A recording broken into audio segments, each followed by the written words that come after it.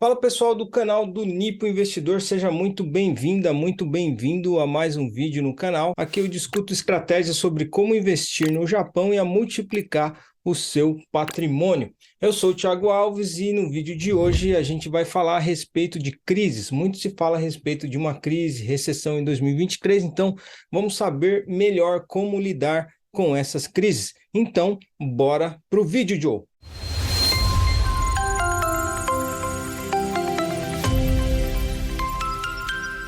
Conhece aquela pessoa que sempre tende a puxar para o lado negativo?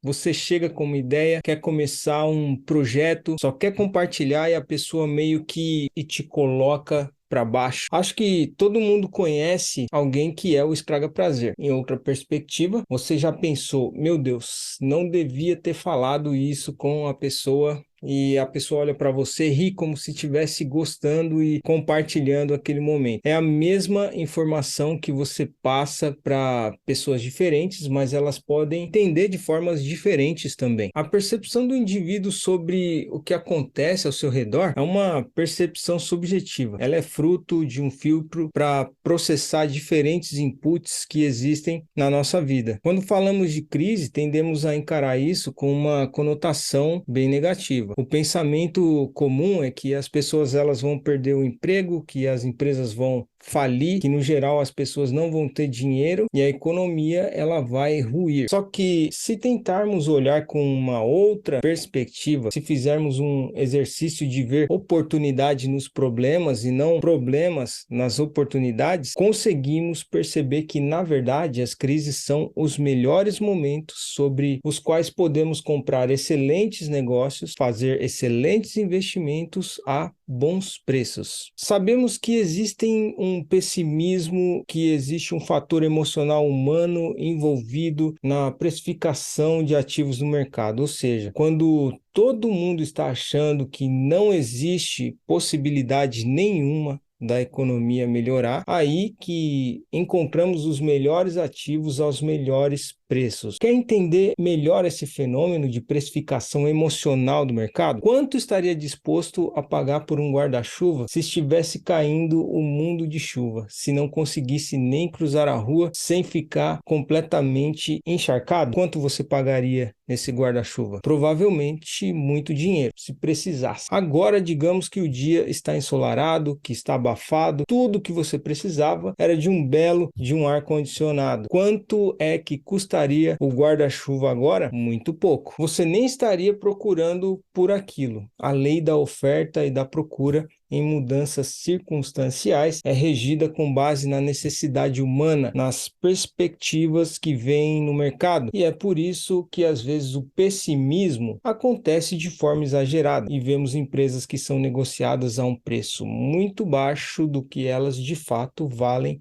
em condições normais. Isso por conta da crise. Mas se está em crise, elas não deveriam valer menos mesmo. Precisamos entender que a bolsa de valores é negociada entre seres humanos e seres humanos erram. Com o pessimismo exacerbado do mercado, bons ativos acabam sendo negociados a preços abaixo do que realmente valem. Numa simples análise de todas as crises que permearam a humanidade, como a crise de 29, a crise do petróleo, a crise do subprime, do governo Dilma e da pandemia, a bolsa sempre se recuperou. Vez e vez, as mesmas coisas aconteceram e os mesmos resultados vieram à tona. Não só as bolsas de valores chegaram a se equilibrar no mesmo nível de antes das crises, mas também foram muito além do que elas jamais estiveram. É a diferença entre quem compra o guarda-chuva quando está chovendo versus a pessoa que compra no dia ensolarado pagando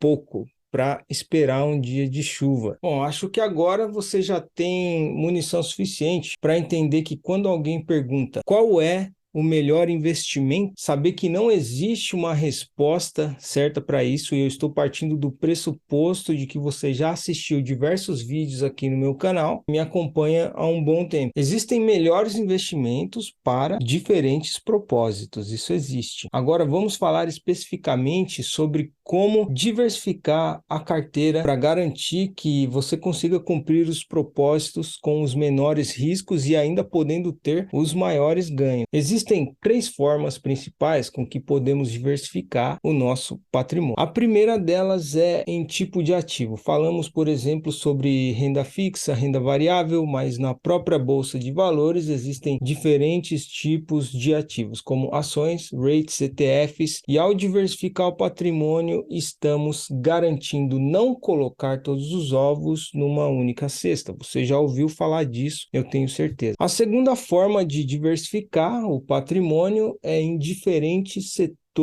da economia. Digamos um mundo em que ainda não existia o WhatsApp ou alternativa para as pessoas se comunicarem. Vamos dizer que nesse mundo utópico surge o WhatsApp. A receita da empresa vinha com o pagamento de SMS ou ligações, muito provavelmente você lembra desse tempo. O que acontece com a receita quando chega o WhatsApp? Ela basicamente vai a zero. Uma fonte enorme de receita das empresas que eram negociadas na bolsa deixou de existir por causa de um agente externo e não se esperava que iria acontecer. Se você colocou todo o seu dinheiro numa empresa de telefonia por causa da falta de diversificação, você acabou sofrendo um risco não sistêmico. E aí, você sabia o que é esse risco não sistêmico? É aquele risco reservado para apenas uma empresa ou para um setor específico da economia. Você corre esse risco quando tem total opção de investir em vários ativos que iriam mitigar esses riscos. Só que você preferiu só investir nas empresas de telefonia porque você era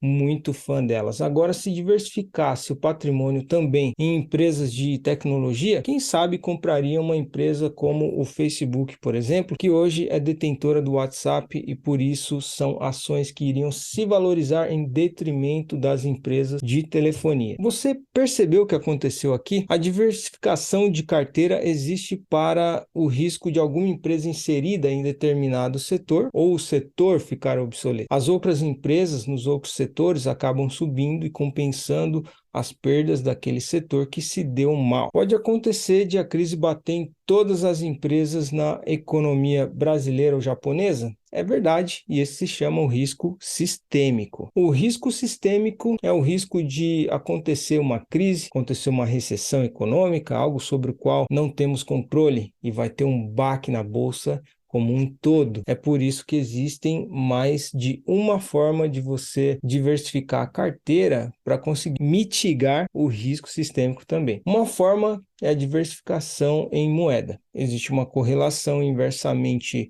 proporcional entre a desvalorização da nossa bolsa e a valorização do dólar. Parece que quase toda vez que a bolsa de valores cai, o dólar sobe e vice-versa. Para a gente conseguir diminuir essa oscilação e mitigar os riscos, né, ter parte do patrimônio investido em dólar é uma excelente forma de não só ter um colchão de segurança sobre o nosso patrimônio, mas também de investir nas empresas do país com a maior cultura de empreendedorismo do mundo e que tem as maiores facilidades de empreendedorismo também. E como você investe em dólar? Existem 2 formas. Uma delas é investir diretamente lá fora, com a abertura de uma conta em uma corretora de valores norte-americana e comprando direto as ações estrangeiras. Mas olha só como você é sortudo se você mora no Japão e me acompanha aqui. Você sabe que eu uso as corretoras SBI e Rakuten para poder investir no mercado japonês. Então, através dessas corretoras, a gente consegue comprar diretamente ações americanas. Dessa forma, a gente consegue diversificar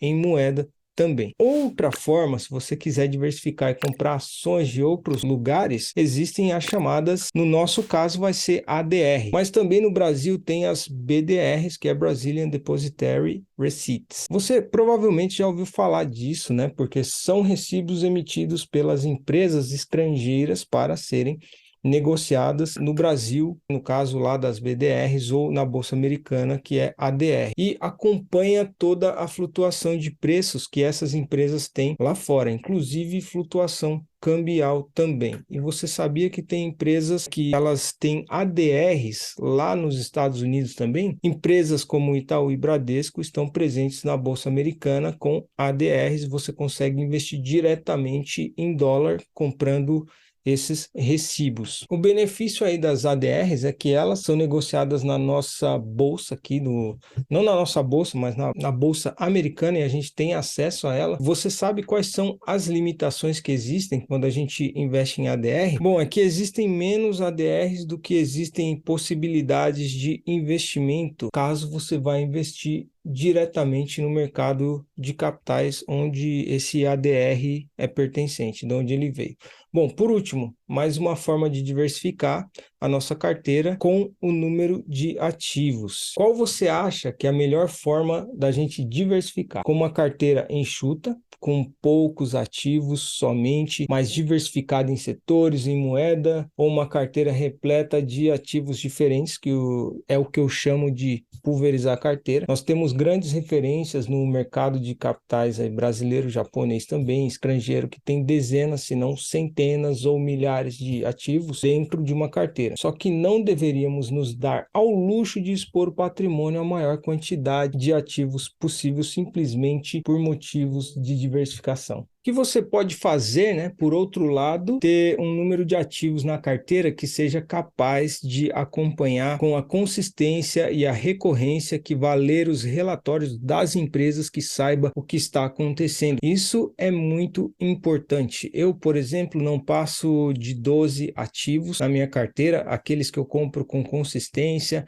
aqueles que eu já fiz o estudo, e resolvi ter esses ativos ao longo do tempo. Como as empresas elas liberam o relatório a cada 3 meses, para mim não fica tão difícil nem tão maçante dar uma lida no relatório quando as empresas elas liberam lá na parte de IR, que é Investor Relations, porque assim vai ter bala para movimentar a carteira, porque é enxuta, porque você sabe que existe um limite de tudo que pode acompanhar. Se uma carteira é gigantesca, com milhares de ativos, é prepotência nossa pensar que sejamos tão capacitados quanto um gestor de um fundo bilionário e por isso precisa ter milhares e milhares de ativos. Acaba sendo meio incomparável a realidade de um investidor que tem uma equipe de, às vezes, dezenas ou centenas de pessoas com a de um investidor individual, que é o nosso caso. O investidor individual, ele tem recursos limitados de tempo e dinheiro para conseguir analisar os ativos que irão compor a sua carteira. Enquanto um gestor não só tem uma equipe gigantesca, como tem muito dinheiro para remunerar muito bem para fazerem um bom trabalho na gestão de carteira. E por que a diversificação ela é tão importante? Um exemplo, na prática, de como a diversificação ela é importante. Vamos pegar o exemplo de um cara chamado Antônio. Bom, a primeira ação que ele comprou e sobre a qual ele colocou muito dinheiro investido foi uma que na época chamava-se Senior Solutions. Ele pegou esse dinheiro, o dinheiro que o pai dele tinha deixado, e colocou logo uns 10 mil reais lá na empresa, e depois de uma semana subiu um pouquinho e ele ficou feliz pra caramba, achou que tinha acertado, feito um bom investimento. Diga-se de passagem, é uma grande armadilha para o investidor que está começando agora. Então ele pensou que tinha acertado, só que passou outra semana e ela se desvalorizou mais de 10% do valor inicial. Aí então ele começou a pensar, né, por ganância, por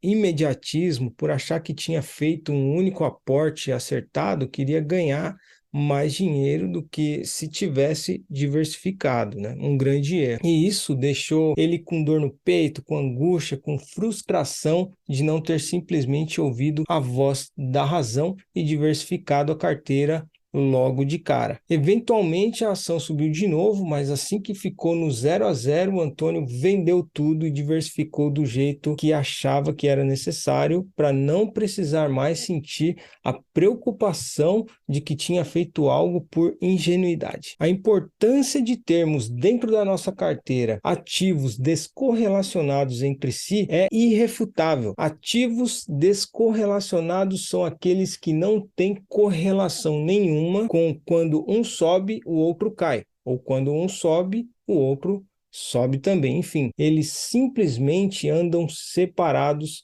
em diferentes vertentes. Se nós dispusermos a diversificar a carteira em tipos de ativos, em setores diferentes da economia, em moeda, em número, vamos mitigar os riscos sobre o patrimônio e ainda aumentar as chances de rentabilidade no longo prazo. Não faz sentido simplesmente apreciarmos muito o setor industrial e só termos empresas que fabricam. Ou então não faz sentido termos somente empresas de banco, porque sabemos que se acontecer alguma coisa na economia que ataca o setor ou aquele tipo de ativo, a empresa vai tomar uma proporção grande do patrimônio e não vamos ter previsibilidade do quando vai retomar. E pode ser até que nunca retome. É muito perigoso. Eu gostaria só de fazer um adendo aqui para vocês antes da gente encerrar esse vídeo, que é o seguinte, cara, na verdade, bolsa de valores não vai te deixar milionário ou rico, ou seja lá a sua definição de riqueza, sua definição de ser milionário. Mas eu tenho certeza que a sua vida vai melhorar bastante se você começar a poupar agora e somar com planos de previdência, somar com a aposentadoria que você vai receber no Japão daqui a 10, 20, 30 anos, 40 anos, seja lá qual idade você tenha hoje. Eu acredito que se você começar a investir agora, é possível você manter o padrão de vida que você mantém hoje. Se você assistiu até aqui, meu muito obrigado e fique ligado para mais vídeos